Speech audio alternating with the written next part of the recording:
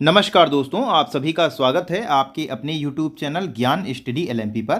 दोस्तों हम UP PSC RO ARO exam जो आपका होना है और इसके अलावा जो आपका यूपी पुलिस कांस्टेबल भर्ती का एग्ज़ाम जो आपका होना है एग्ज़ाम 2024 में, ये दोनों ही एग्ज़ाम आपके होने हैं। एक 11-12 फरवरी, एक 11-12 फरवरी और एक 17-18 फरवरी को एग्ज़ाम इसका होना है। तो इन्हीं के लिए हम ये प्रैक्टिस सेट दोस्तों लेकर आए हैं और प्रैक्टिस सेट ये आपके लिए काफ़ी इंपॉर्टेंट है। तो सामान्य अध्ययन का प्रैक्टिस सेट है यूपी RO ARO में। तो ये फर्स्ट पेपर जो होता है वो इसका प्रैक्टिस सेट है। तो आइए दोस्तों आज की क्लास शुरू करते हैं। क्लास शुरू करने से पहले अगर दोस्तों आप चैनल पर पहली बार आए हैं तो चैनल को सब्सक्राइब कर लें, साथ में बेल आइकन को अंडर प्रेस कर लें, जिससे डेली की डेली जो हमारी क्लास होती है उसकी जानकारी आपको मिल सके। तो अब दोस्तों आइए आज की क्लास शुरू करते हैं। आज की क्लास का हमारा पहला प्रश्न है, पेन के प्रारंभ में 5 अंग्रेजी के अक्षर होते हैं, जैसे AFZP के, 71, 90 के। P प्रदर्शित करता है, आपको यह बताना है ये P किस चीज़ को प्रदर्शित करता है। ये जो आया हुआ है, व्यक्तिगत, फर्म, अविभाजित हिंदू परिवार और व्यक्तियों का समूह। तो ये दोस्तों प्रदर्शित करता है ऑप्शन ए व्यक्तिगत, यहाँ पर सही उत्तर हो जाएगा। पेन के प्रारंभ के 5 अंग्रेजी के अक्षर होते हैं, जैसे कि ये आपके सामने लिखे हुए हैं। इसमें P जो है वो इंडिविजुअल होता है, यानी व्यक्तिगत तौर पर ये व्यक्तिगत संबंध को प्रदर्शित करता है। तो यहाँ पर दोस्तों हमारा ए ऑप्शन सही उत्तर हो जाता है। अगला दोस्तों प्रश्न है, पेमेंट ऑफ ग्रेच्युटी एक्ट 1972 के अनुसार ग्रेच्युटी भुगतान की अधिकतम सीमा क्या है? 3 लाख, 7.5 लाख, 10 लाख, 10.50 लाख। तो इसका दोस्तों सही उत्तर यहाँ पर हो जाएगा, इसका दोस्तों 10 लाख रुपए सही उत्तर हो जाएगा, यानी सी ऑप्शन दोस्तों यहाँ पर हमारा सही उत्तर हो जाता है। पेमेंट ऑफ ग्रेच्युटी एक्ट 1972 के अनुसार ग्रेच्युटी भुगतान की अधिकतम सीमा 10 लाख रुपए होती है। तो यहाँ पर दोस्तों सी ऑप्शन सही उत्तर हो जाता है। आइए दोस्तों अगले प्रश्न पर चलते हैं। अगला दोस्तों हमारा प्रश्न है, भारत में किसने आमदनी पर कर की शुरुआत की थी? Sir Charles Wood, Lord Macaulay, James Wilson, William Jones. तो इसका दोस्तों सही उत्तर है जेम्स विल्सन यहाँ पर सही उत्तर हो जाएगा, यानी सी ऑप्शन दोस्तों यहाँ पर हमारा सही उत्तर हो जाता है।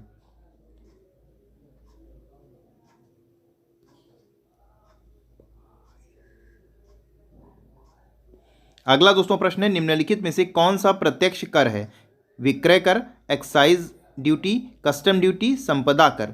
तो इसमें दोस्तों सही उत्तर है संपदा कर, यहाँ पर सही उत्तर हो जाएगा, नहीं यहाँ पर हमारा डी ऑप्शन दोस्तों सही उत्तर हो जाएगा। संपदा कर, संपत्ति कर, आय कर, निगम कर आदि केंद्र सरकार के प्रत्यक्ष कर हैं, जबकि सीमा शुल्क, केंद्रीय उत्पादन शुल्क, सेवा कर, GST आदि ये जो भी हैं केंद्र सरकार के ही लेकिन अप्रत्यक्ष कर हैं। तो यहाँ पर दोस्तों डी ऑप्शन हमारा सही उत्तर हो जाता है। आइए अगले प्रश्न पर चलते हैं। अगला दोस्तों हमारा प्रश्न है, भारत में दीर्घकालीन राजकोषीय नीति की घोषणा किस वित्त मंत्री द्वारा की गई थी? VP Singh, P Chidambaram, doctor Manmohan Singh और डी ऑप्शन है यशवंत सिन्हा। तो इसका दोस्तों सही उत्तर है ऑप्शन, इसमें दोस्तों सही उत्तर हो जाएगा VP सिंह, यहाँ पर हमारा सही उत्तर हो जाएगा, यानी यहाँ पर हमारा ए ऑप्शन सही उत्तर हो जाता है। अगला दोस्तों हमारा प्रश्न है, सबसे अधिक प्रोटीन पाई जाती है किसमें पाई जाती है? उड़द के दाने में, अरहर के दाने में, मटर के दाने में और सोयाबीन के दाने में। तो यहाँ पर डी ऑप्शन हमारा सही उत्तर हो जाएगा, सबसे अधिक प्रोटीन सोयाबीन के दाने में पाई जाती है। सबसे अधिक प्रोटीन सोयाबीन के दानों में पाई जाती है। तो यहाँ पर हमारा डी ऑप्शन सही उत्तर हो जाएगा। आइए अगले प्रश्न पर चलते हैं। अगला दोस्तों हमारा प्रश्न है, सप्तपर्णी गुफा स्थित है, कहाँ स्थित है? सांची में, नालंदा में, राजगृह में और पावापुरी में। तो इसका दोस्तों सही उत्तर है ऑप्शन यहाँ पर सी, राजगृह हमारा सही उत्तर हो जाता है। सी ऑप्शन दोस्तों यहाँ पर हमारा सही उत्तर हो जाता है। अगला दोस्तों हमारा प्रश्न है, द्वार समुद्र किस राजवंश की राजधानी थी? गंग, काकतीय, होयसाल और कादम्ब। तो इसका दोस्तों सही उत्तर है यहाँ पर सी ऑप्शन हमारा सही उत्तर हो जाएगा, होयसाल यहाँ पर हमारा सही उत्तर हो जाता है। आइए दोस्तों अगले प्रश्न पर चलते हैं। अगला दोस्तों है, गोपद ब्राह्मण संबंधित है, किससे संबंधित है? यजुर्वेद से, सामवेद से, अथर्ववेद से, ऋग्वेद से। तो गोपद ब्राह्मण संबंधित है अर्थवेद से, अथर्ववेद से। तो यहाँ पर हमारा सी ऑप्शन दोस्तों सही उत्तर हो जाएगा। ऐत्रेय एवं कौशितकीय ऋग्वेद के ब्राह्मण ग्रंथ हैं। पंचविश छंदोग्य सामवेद के ब्राह्मण ग्रंथ हैं। तैत्तिरीय शतपथ यजुर्वेद के ब्राह्मण ग्रंथ हैं, जबकि गोपद अथर्ववेद से संबंधित एकमात्र ब्राह्मण ग्रंथ है। तो यहाँ पर हमारा सी ऑप्शन सही उत्तर हो जाता है। अगला दोस्तों प्रश्न है, महाभारत मूलतः किस रूप में जानी जाती है? बृहत कथा, ब्राह्मण, बृहत संहिता, जय संहिता।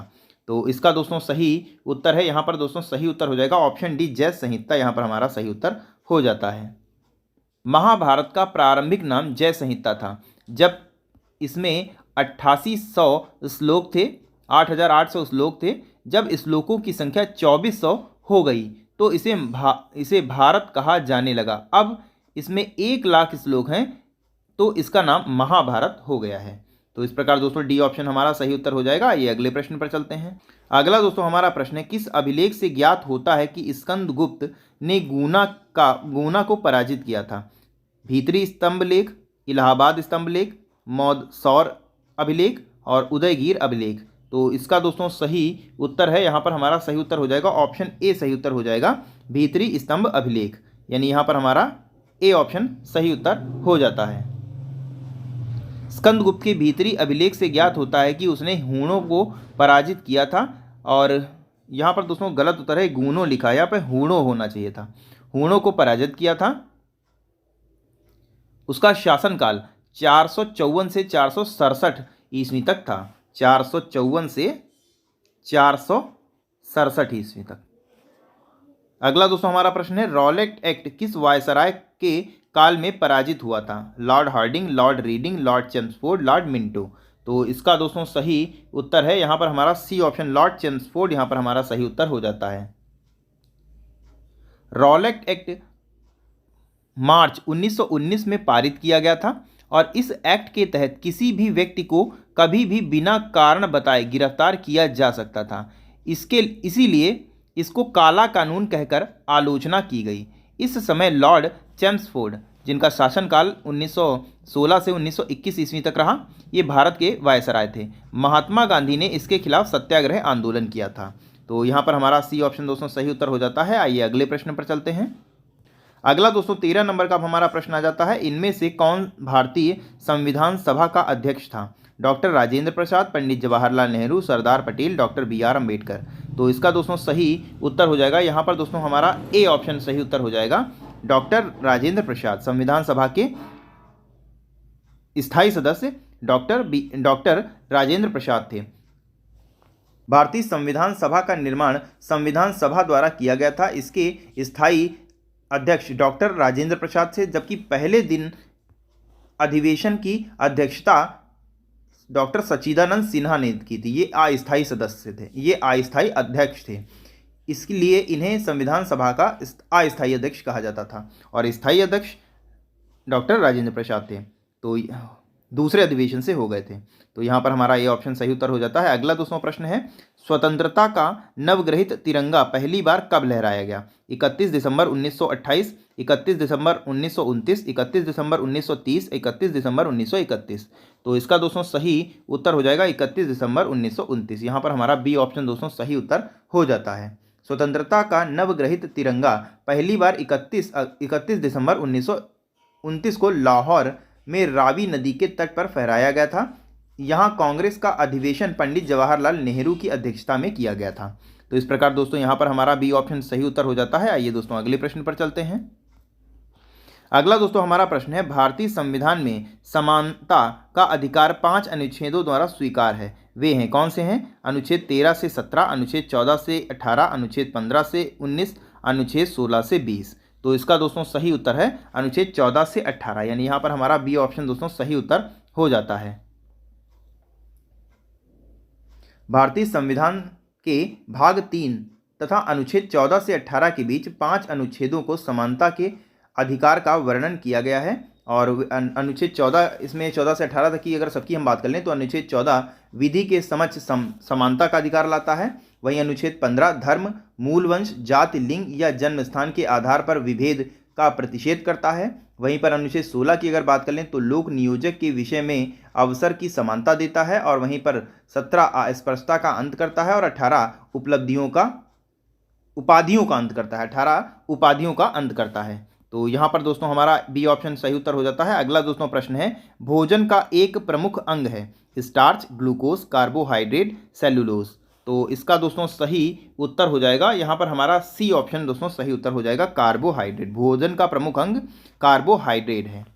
भोजन के प्रमुख अंगों में कार्बोहाइड्रेट, प्रोटीन, वसा, खनिज तत्व आदि होते हैं। सेलुलोज पौधे में पाया जाता है, जबकि स्टार्च एवं ग्लूकोज कार्बोहाइड्रेट के अंग हैं। तो यहाँ पर कार्बोहाइड्रेट हमारा सही उत्तर हो जाता है। आइए अगले प्रश्न पर चलते हैं। अगला दोस्तों हमारा प्रश्न है, लाल स्याही बनाई जाती है फिनॉल से, एनिलीन से, कांगोरेट से और इओसिन से। तो यहाँ पर हमारा सही उत्तर है ऑप्शन इओसिन हमारा सही उत्तर हो जाता है, यानी यहाँ पर हमारा डी ऑप्शन सही उत्तर हो जाता है।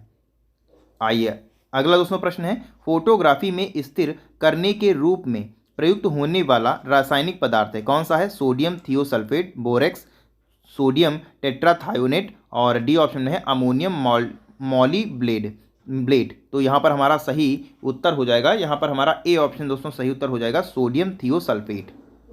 अगला दोस्तों हमारा प्रश्न है, निम्नलिखित में से कौन सा देश 2024-2025 द्विपक्षीय के लिए अंतर्राष्ट्रीय समुद्री संगठन परिषद के लिए फिर से चुना गया? Bharat, Nepal, Malaysia, Japan. तो इसमें दोस्तों चुना गया है अपना प्यारा भारत देश। तो यहाँ पर हमारा ए ऑप्शन दोस्तों सही उत्तर हो जाता है। अगला दोस्तों हमारा प्रश्न है, किस भारतीय शहर ने 11वें बांग्लादेश पुस्तक मेले 2023 की मेजबानी की थी? नई दिल्ली, कोलकाता, चंडीगढ़, पटना। तो ये दोस्तों मेजबानी की थी कोलकाता ने। तो यहाँ पर दोस्तों हमारा बी ऑप्शन इस प्रश्न का सही उत्तर हो जाता है। तो कैसी लगी दोस्तों आज की क्लास, आपको कमेंट करके बताना है। और अगर दोस्तों आज की क्लास आपको अच्छी लगी हो तो वीडियो को लाइक करें और कमेंट करके ज़रूर बताएं कि आज के 20 प्रश्नों में आपके कितने प्रश्न सही निकले।